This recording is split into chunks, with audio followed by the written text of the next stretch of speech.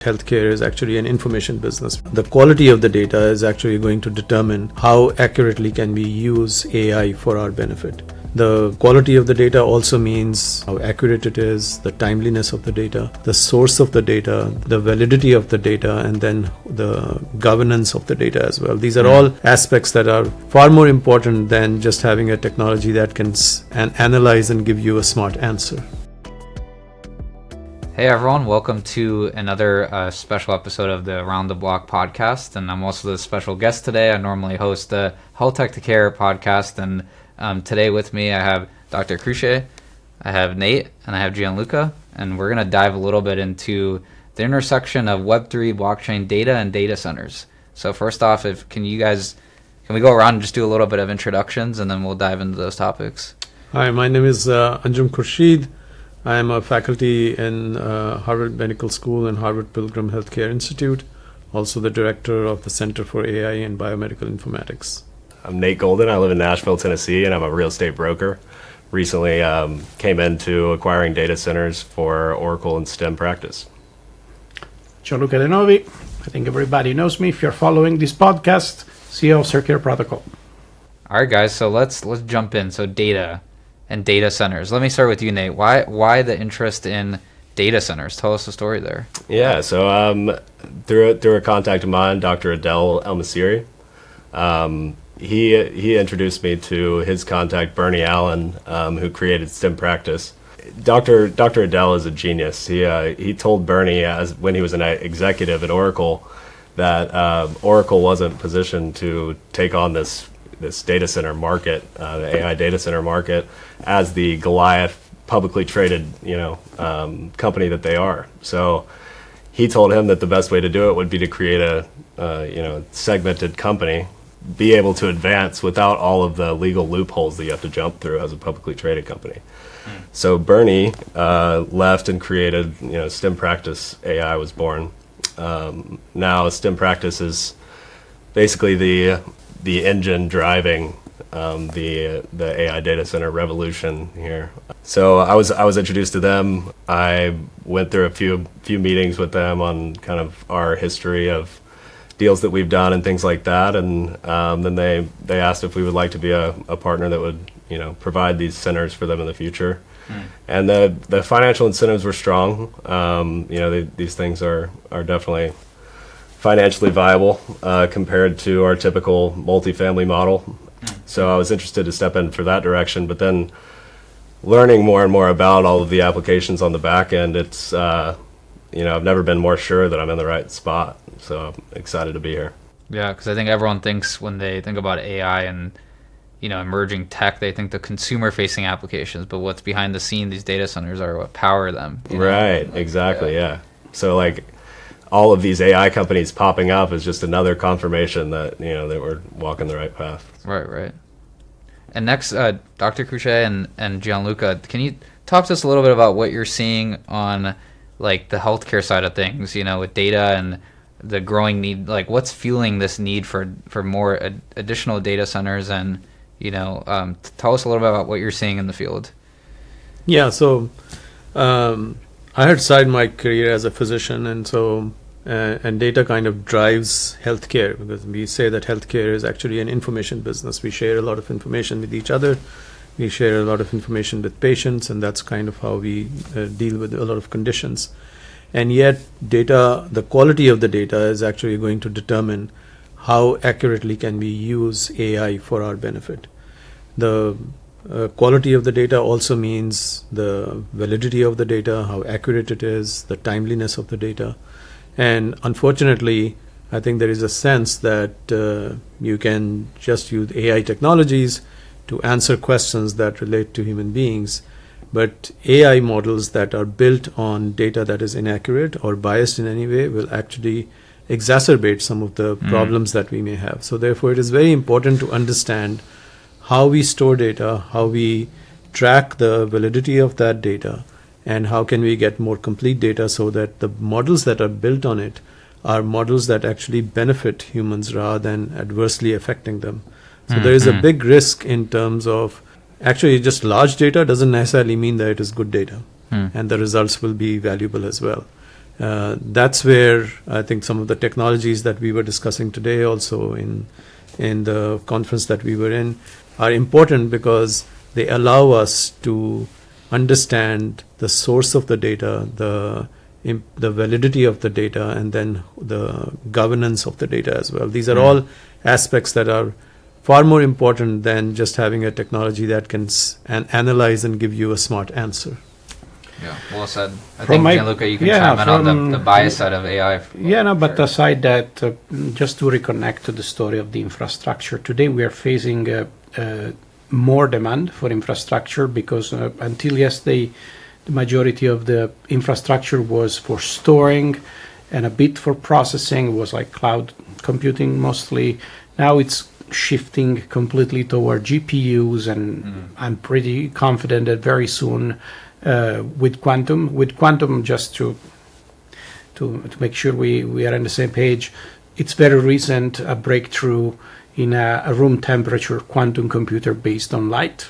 So there are a lot of progress that are that are happening from one side for computing for traditional GPUs based on light processing, and also for quantum computers. So we're probably going to have a fourth type of infrastructures that are going to start in demand very soon. And right now it's really the trade-off of the balance of literally the square foot you have and the amount of power you need. And it's began, the era of the optimization of these resources. And these resources are all together obviously connected by the software infrastructure, which is what we're building, because we are doing this to address a demand in the adoption of the data that we are capable of connecting now at every level. You can connect data from medical devices, from people with wearable devices. You have all this huge amount of data, and the best possible way to process and use that data is to assign a quality index to that data and create a valid metric for that measurement. And this is honestly really a starting point actually for a possible paper on this, because right now it's really what is making the difference. Just I posted on my X profile a paper that came out a few days ago about the difference of a AI model, a large language model, trained, was a fine-tuning with synthetic data versus real-world data, and the huge difference in using real-world data. So that means that you can assign a value on data, how it's produced, based on the possibility to demonstrate what's the lineage of that data. And aside the fact that can have a format or another, you can abstract that and you can normalize the data. But the root has to be truthful, has to be original, and most importantly, you have to make sure that when you move that data along the supply chain, you move it from one data center to another, nobody in the middle can intercept that data and bias the data and add something that can be a problem. So we are really attacking the next era of change from different direction, and this is kind of exciting. And it's interesting to have someone that is looking at our world, because we are the expert of the data, but we have to also think about how to optimize these at the infrastructure level. Optimizing things at infrastructure level really often means also optimizing the business model that there is behind. The efficiency of all what we are doing and how we are producing, all the different applications and all the outcomes, is really entails all this level of optimization. Yeah, well said. And from your perspective, can you comment a little bit on what's driving this new infrastructure? Because there has to be something in the market that is certainly driving this, like blockchain, and AI together. What are you seeing that's driving this new infrastructure? Well, AI for sure is the boost. Right now, everybody is doing AI, and there is really not enough processing power, and there is really everything is pretty much on the shoulders of NVIDIA. There are a few other chip manufacturers that are producing GPUs, and it's definitely not enough. So this is really boosting the optimization of the technology. but the optimization of the technology comes from the demand for computation, but also from the business optimization. Why do I need more GPUs? Why do I need different technology? Because the power consumption with the GPUs will require, I don't know, many other nuclear central here in United States. So it's really all tied together. Whatever application you want to do, it always connects all these things together. Yeah, if I may add, also, as we look at kind of the purpose of doing all these things, it is to solve real world problems, right? So we are trying to improve health, for instance, and that's an important goal for all of us. But then there are components that have to help us get to that point. And infrastructure is an important piece of this because it helps us solve these problems. So we should never take our eyes off what we are trying to do eventually. It's not about just building infrastructure or just building technology. It's really about improving human condition. And if you think of healthcare is one of the verticals or businesses which is most directly connected with human conditions, and therefore its value is very high in that respect. Many years ago, for instance, when we had started doing telemedicine to provide care at a distance, one of the biggest challenges was being able to transfer data for doing video conferencing. You had to lay down a special pipeline to get data to it. Because of infrastructure improvements, now we can do it in rural Africa, in rural Asia, in every places, right? So technology does definitely, or infrastructure does definitely help us in achieving the goals that we have. And I think what AI is kind of triggering is it is giving us an impetus to try to build the infrastructure more rapidly than it would have otherwise, because otherwise we kind of establish business models, and since those business models with established players continue to make profits, so we have no incentive to actually do a paradigm shift where technology might have moved where it can become much more efficient and effective. Because as you think of, we were having this discussion, if you can measure biometrics and data about human beings almost 24/7 so that it is a more complete description of a patient that we are trying to see. Today we are relying on these one-off interactions they have with healthcare system to say this is the data we have to inform kind of their treatments. But if we have better data, then we can actually, through these software developments, we can analyze that data to improve the kind of treatments we can create. But we would need then processing power, we would need data storage, we will need access to data. And in all this, I think understanding what is called like provenance of data, where has the data originated from, and making sure that through that supply chain, there is validation of the integrity of the data is important. It will be interesting to understand how you evaluate the data center on which you invest.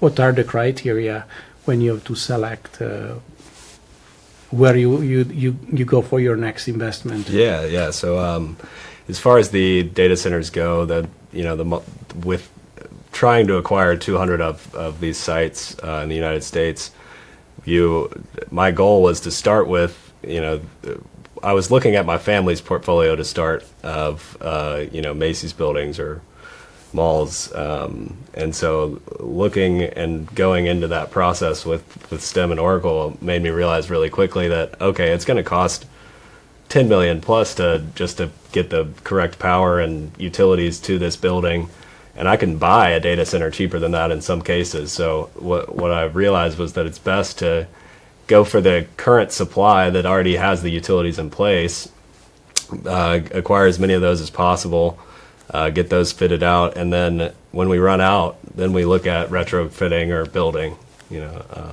But we were talking earlier on the GPU servers, and that is not what we're focused on. We're focused on CPU servers, which we're running about 80 times more efficient than a GPU center, and there's also drastically less power requirements. Everything is run much more efficient in these. They don't require water cooling. They just need to stay at a certain temperature, which is reasonable, room temperature-esque. It's much more plausible than having to go with the water cooling centers that, like you said, you need a nuclear power plant to run a few of them. Yeah. We should consider going to ARM computing, ARM architecture. It's even lower power, but I think a new generation of computing systems are coming. Photonic chips, I think, are going to make a very big difference. Yeah. Absolutely. It's pretty amazing how these burgeoning technologies have opened up our eyes to new clinical use cases. You talk about like understanding different new business models with data centers and what are more effective, and then you're talking about like a new sort of infrastructure that's kind of laying out in front of us. So it's not often you get these perspectives in a room, I will say. So this is fascinating. I mean, you want to build new applications to the world that can improve life of people, and because healthcare is not a service, it's a human right. But you also need to make it sustainable. So it's not that just to bring a better healthcare, let's burn the rest of the world. So now the optimization have to be at every level.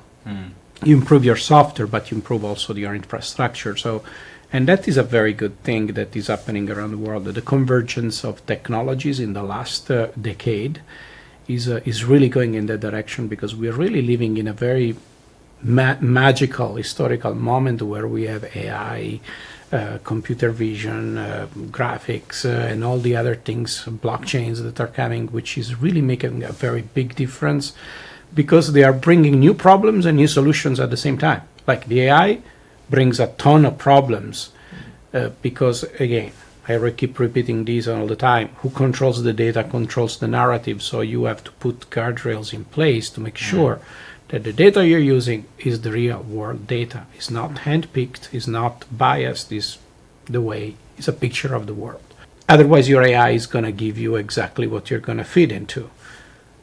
But then happen that you get the blockchain in the same time frame that is addressing exactly those problems, and it's kind of almost a lovely coincidence that these kind of technologies that are so different happen to be so complementary.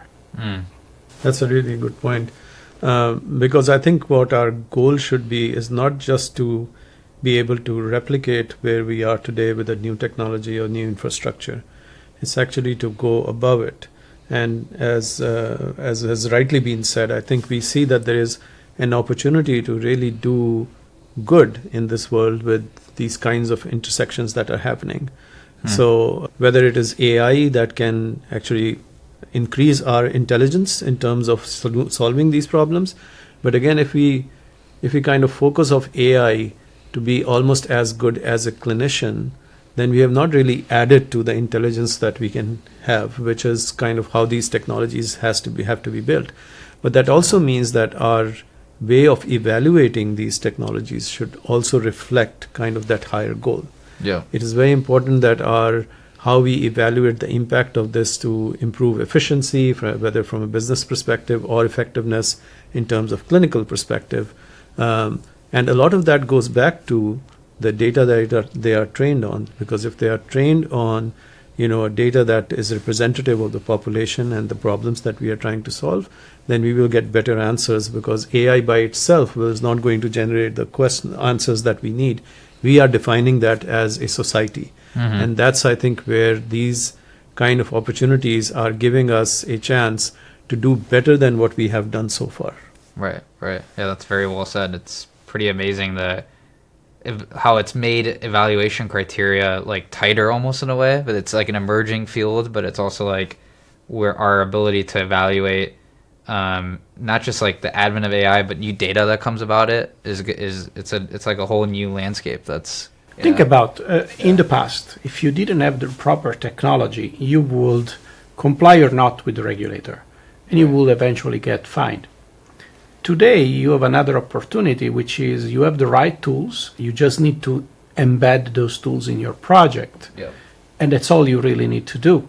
So that simplifies, if you want, from some point of view, almost to deregulate a little the environment, and especially in the healthcare. That's a very big problem, because regulation in healthcare is probably the hardest you can find in every field. So if you think about two students that build a startup and they have a great idea, they can have a great idea, but they make a mistake at the very beginning with the regulation and get shut down.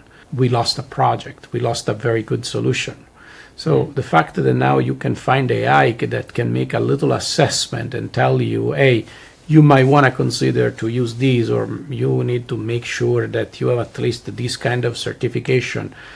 And the fact that there is a blockchain that now is giving you the possibility to track things and to audit things in an automatic fashion, I think it's incredible because, again, simplifies a lot the game, but mostly for the little guy that instead cannot afford to hire a professional for an audit, which is going to cost you like 20, 30 grand. So when you're a startup and you're really dealing with pennies, it's a very big deal.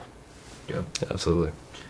May I ask you guys one question about sort of like the future direction of this, right? Because a lot of this data, like what we're talking about, comes down to a decision, right? Like, okay, do we invest in this type of infrastructure? Where does our data sit? But in healthcare, as we know, data sits in public and private environments, right? So where do you see this going in the future? How do we adjust these systems and technologies to account for that in the industry?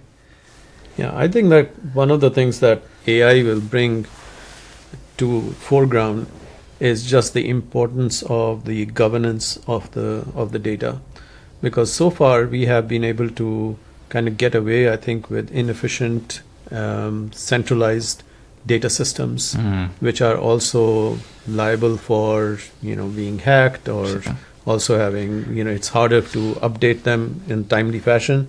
And I think that's where blockchain technology provides us. That's how I got involved in this, because I'd been building systems in healthcare IT for a long time and realized that some of the things that we have not been able to solve, for instance, patient identity matching, record locations, privacy, security, encryption, a lot of those things are built into the framework of this technology. So it allows us now to be able to have fragmented or decentralized data and still have the ability to be able to process large amounts of data, because as AI demands more and more data to train and also to implement constantly, I think there's been more and more reluctance in terms of sharing data for that purpose as well, because we will have AI for all sorts of things. And right now, I think the risk to being able to share your data for a technology that you don't understand, that's a kind of a black box in terms of self-learning systems and in-context learning systems and things like that. I think there's the combination of AI developments with decentralized systems that also decentralize, with proper governance and provenance, is just going to increase further. And I think to the extent that allows for more democratic kind of development of these systems against these centralized, grab of information that only a few will have. Right. It will be available, and it will be up to individuals and patients to share their information, whether it's for business or for research or for scientific discovery. Yeah, incredibly well said. As far as and what we're doing, I think that these centers that we're building or buying and retrofitting for Oracle are data sovereign centers. So basically, they are caged off for one individual entity. That all their data is in one cage. The next one is a separate cage. This avoids the data security risks with the massive million square foot GPU centers, where a technician could go in to service one client and pull information from another, and there's no real security measures in place to stop that. The way that these are set up, there's nobody in these buildings besides the couple employees that are with Oracle, and then if there were a technician to come to work on one of the servers, they only go to their one caged off client. They don't have access to the other sovereign centers in the same location. It's very telling.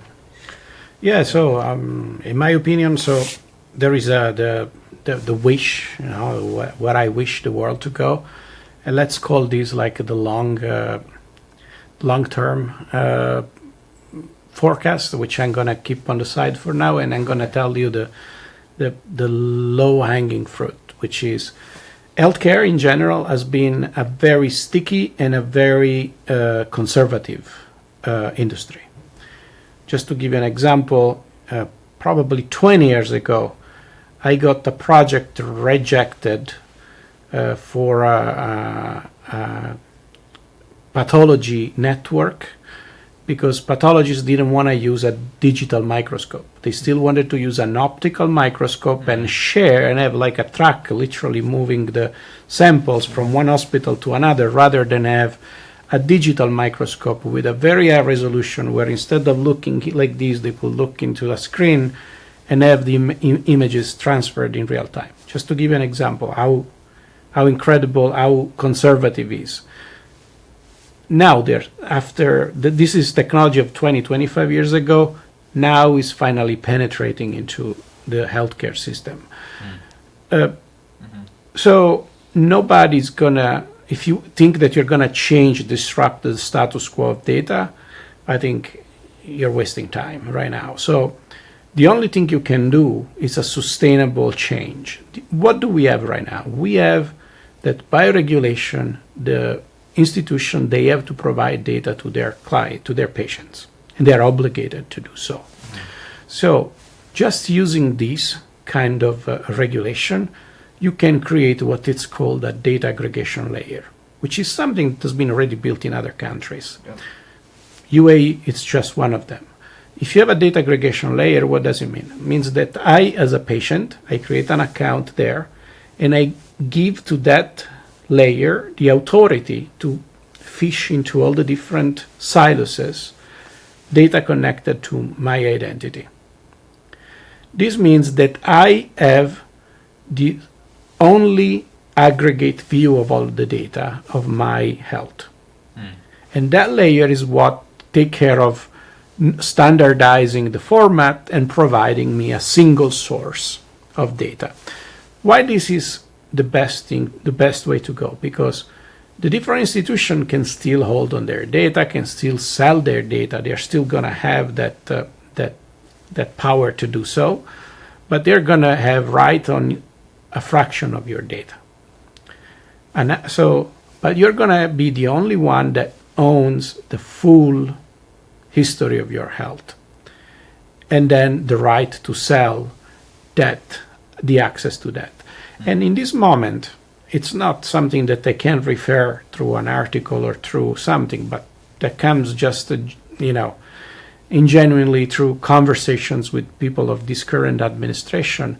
The goal is to give ownership of clinical records to patients. Not because they're going to make money out of it, but because they're going to monetize and cover some of the healthcare costs for their healthcare. So, and I think it's probably the best option if they can get to that point, because your data has a value, and that value can be used eventually to pay for some of the healthcare that you need. In a world that is becoming more and more demanding high quality data, there is a first opportunity to start building very valuable data if people like me and him start building the proper metrics to say this is good and this is not good, or this is this good.